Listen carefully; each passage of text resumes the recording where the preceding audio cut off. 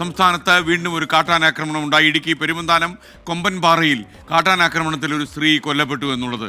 നെല്ലിവിള വീട്ടിൽ സോഫിയ ഇസ്മയിലാണ് മരിച്ചത്. TRNT എസ്റ്റേറ്റിൽ വെച്ചാണ് ഈ ആക്രമണം ഉണ്ടായത്. വനം വകുപ്പിന് വിമർശനം ഉന്നയിച്ച് വാടൂർ സോമൻ MLA രംഗത്ത് വന്നു. പ്രദേശത്ത് റേഞ്ച് ഓഫീസും DF ഓഫീസും ഇല്ലെന്ന് വാടൂർ സോമൻ MLA 24നോടും പറഞ്ഞു. സോഫിയ എന്ന് പറയുന്ന സ്ത്രീ 42 വയസ്സുകാരി തോട്ടിൽ കുളിക്കാനായിട്ട് ഇറങ്ങിയതാണ്. ഈ സന്ദർഭത്തിലാണ് ഈ ദാരുണമായ സംഭവമുണ്ടായത്. വനത്തിനുള്ളിൽ ഇവർക്ക് തീറ്റ ഒരുക്കുന്ന കാര്യം ഗൗരവമായി സർക്കാർ പരിശോധിക്കണം. കോടതിയുടെ സമുച്ചയത്തിൽ താലൂക്ക് ഓഫീസിൻ്റെ പരിസരത്ത് മരിയൻ കോളേജിൻ്റെയും മരിയഗിരി സ്കൂളിൻ്റെയും പരിസരത്ത് കഴിഞ്ഞ ദിവസവും കാട്ടാന ഇറങ്ങി. അവിടെ ശരിക്കും പറഞ്ഞാൽ അവിടെ ഒരു ഫോറസ്റ്റ് എക്കോ ഷോപ്പിൻ്റെ ഉദ്ഘാടനം ഉണ്ടായിരുന്നു. മന്ത്രിക്ക് അവിടെ വരാൻ പറ്റിയില്ല എന്നുള്ളതാണ് അതിൻ്റെ യഥാർത്ഥ സ്ഥിതി. പ്രതിഷേധമുണ്ടാകുമെന്ന് പോലീസ് റിപ്പോർട്ട് കൊടുത്തതിനെ തുടർന്നാണ് അന്ന് അദ്ദേഹം എത്താഞ്ഞത്. ഈ ദുരന്തത്തിൻ്റെ കൂടുതൽ വിശദാംശങ്ങളുമായി രാഹുൽ വിജയൻ തത്സമയം ചേരുകയാണ്. രാഹുൽ, പ്രൈം ടൈമിലേക്ക് സ്വാഗതം. ഈ പെരുവന്താനത്ത് എങ്ങനെയാണ് ഈ കാട്ടാനാക്രമണം നടന്നത്? പിന്നെയും ആളുകൾ പൊലിയുന്നു നമുക്കിടയിൽ നിന്ന്.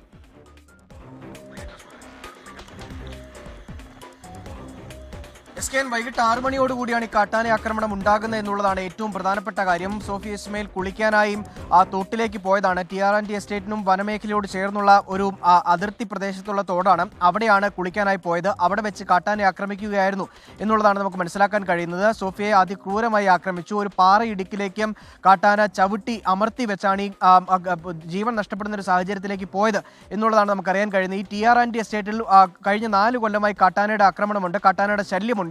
അത് പലപ്പോഴായിട്ട് നാട്ടുകാർ പരാതിയായി പറയുകയും ചെയ്തിട്ടുള്ളതാണ്. വനം വകുപ്പിനോട് നിരന്തരമായി ആനയെ വനത്തിലേക്ക് തുരത്തണമെന്നുള്ള ആവശ്യം ഉന്നയിക്കുകയും ചെയ്തിട്ടുണ്ട്. പക്ഷേ അതൊന്നും ഒരു പ്രാവർത്തികമാക്കാൻ വനം വകുപ്പിന് സാധിച്ചിട്ടില്ല എന്നുള്ളതാണ് ഏറ്റവും പ്രധാനപ്പെട്ട കാര്യം. ഒരിടയ്ക്ക് ഈ TRNT എസ്റ്റേറ്റിൽ റബ്ബർ ടാപ്പിംഗ് തൊഴിലാളിക്ക് മുൻപിൽ ഈ കാട്ടാനക്കൂട്ടങ്ങൾ പാഞ്ഞു വരുന്നൊരു ദൃശ്യങ്ങളൊക്കെ പ്രചരിച്ചിരുന്നു. ആ സ്ഥലത്ത് തന്നെയാണ് ഇന്നിപ്പോൾ ഒരു കാട്ടാനാക്രമണത്തിൽ ജീവൻ നഷ്ടപ്പെട്ടിരിക്കുന്നു എന്നുള്ളതാണ് ഏറ്റവും പ്രധാനപ്പെട്ട കാര്യം. പ്രദേശത്ത് പ്രതിഷേധ സാഹചര്യമുണ്ട്. വലിയ തരത്തിലുള്ള ആശങ്ക നാട്ടുകാർക്കുണ്ട്. ആദ്യമേ സൂചിപ്പിച്ചതുപോലെ തന്നെ പല തവണയായിട്ട് ഈ വനംവകുപ്പിനോട് ആവശ്യപ്പെടുന്നതാണ് ഈ കാട്ടാന ശല്യം ഒഴിവാക്കുന്നതിന് വേണ്ടിയുള്ള നടപടി സ്വീകരിക്കണമെന്ന്. കാട്ടാനകൾ കൂട്ടത്തോടെയാണ് ഈ TRNT എസ്റ്റേറ്റിൽ ഇറങ്ങുന്നത് എന്നുള്ളതാണ് ഏറ്റവും പ്രധാനപ്പെട്ട കാര്യം. വാടൂർ സോമൻ പറഞ്ഞ പോലെ തന്നെ പീരുമേട് ഉൾപ്പെടെയുള്ള പ്രദേശങ്ങളിൽ കാട്ടാന ശല്യം അതിരൂക്ഷമാണ്. മരിയഗിരി സ്കൂളിന് സമീപത്ത് കഴിഞ്ഞ ദിവസം കാട്ടാന ഇറങ്ങിയ ദൃശ്യങ്ങൾ സഹിതം നമ്മൾ കൊടുക്കുകയും ചെയ്തതാണ്. ആ കാട്ടാന അവിടെ ഇപ്പോഴുമുണ്ട്. അത് ആ കുട്ടികൾക്ക് തന്നെ ഭീഷണിയായി ആ കാട്ടാന അവിടെ നിലനിൽക്കുന്നു. പക്ഷേ വനം വകുപ്പിന് അതിന് ശാശ്വതമായൊരു പരിഹാരം ഉണ്ടാക്കാൻ കഴിഞ്ഞിട്ടില്ല എന്നുള്ളൊരു വസ്തുത കൂടിയാണ്. കഴിഞ്ഞ ദിവസം വനം വകുപ്പ് മന്ത്രി AK ശശീന്ദ്രൻ ഇടുക്കിയിലെത്തിയിരുന്നു. കുട്ടിക്കാനത്ത് ഒരു ഇക്കോ ഷോപ്പിന്റെ ഉദ്ഘാടനം നിർവഹിക്കാൻ വേണ്ടിയാണ് എത്തിയത്. പക്ഷേ 1.5 കിലോമീറ്റർ മുമ്പ് വെച്ച് ആ പരിപാടിയിൽ നിന്ന് പിന്മാറി ഓൺലൈനായിട്ട് ആ പരിപാടി ഉദ്ഘാടനം ചെയ്ത് മന്ത്രി AK ശശീന്ദ്രൻ മടങ്ങുകയായിരുന്നു. ജനങ്ങൾക്ക് മുമ്പിലേക്ക് ഇറങ്ങാൻ അദ്ദേഹത്തിന് എന്തോ മടിയുള്ള പോലെയാണ്. കാരണം വലിയ തരത്തിൽ ഈ കാട്ടാനകൾ ഇറങ്ങുന്നു, വലിയ തരത്തിൽ ആളുകൾക്ക് പ്രതിഷേധമുണ്ട്. ശാശ്വതമായൊരു പരിഹാരം വനം വകുപ്പിന്റെ ഭാഗത്ത് നിന്ന് ഉണ്ടാകുന്നില്ല. വീണ്ടും കാട്ടാന ആക്രമണത്തിന്റെ വാർത്തകൾ നമ്മൾ കൊടുക്കേണ്ടി വരുന്നു. ആളുകൾ പൊലിയുന്നതിൻ്റെ കണക്കുകൾ നമുക്ക് പറയേണ്ടി വരുന്നു. എല്ലാ തവണയും ഓരോ 10 ലക്ഷം രൂപയുടെ ചെക്കുകൾ ഇടുന്നതിനെ പറ്റിയാണ് നമ്മൾ സംസാരിക്കുന്നത്. മന്ത്രി പറയുന്നത്, വനം വകുപ്പ് പറയുന്നത് അത് 5 ലക്ഷത്തിൻ്റെ 2 ചെക്കുകളായിട്ട് കൊടുക്കുമോ എന്നുള്ളതാണ് അവിടെ വരുന്ന ഏറ്റവും പ്രധാനപ്പെട്ട ചർച്ച. അതിനപ്പുറത്തേക്ക് ഈ ആളുകൾക്ക് സംരക്ഷണം കൊടുക്കാൻ വനം വകുപ്പിന് കഴിയുന്നില്ല എന്നുള്ളതൊരു വസ്തുതയായി തന്നെ നിലനിൽക്കുന്നു എന്നുള്ളത് നിസ്സംശയം പറയാനും സാധിക്കും. മാത്രമല്ല, ഏതെങ്കിലും തരത്തിൽ ഈ പ്രതിഷേധമുണ്ടായാൽ പ്രതിഷേധക്കാരെ തണുപ്പിക്കാൻ കുറേ വാഗ്ദാനങ്ങൾ നൽകുകയല്ലാതെ ഏതെങ്കിലും തരത്തിൽ ഈ കാട്ടാന ആക്രമണം തടയാൻ ഒരു നടപടി ഉണ്ടാക്കാൻ കഴിഞ്ഞിട്ടില്ല എന്നുള്ളതാണ് വളരെ പ്രധാനപ്പെട്ട കാര്യം. അതിനൊടുവിലത്തെ ഇരയാണ് ഈ സോഫിയ എന്നുള്ളതാണ് ഏറ്റവും ആശങ്കപ്പെടുത്തുന്ന, ഏറ്റവും സങ്കടപ്പെടുന്ന കാര്യം.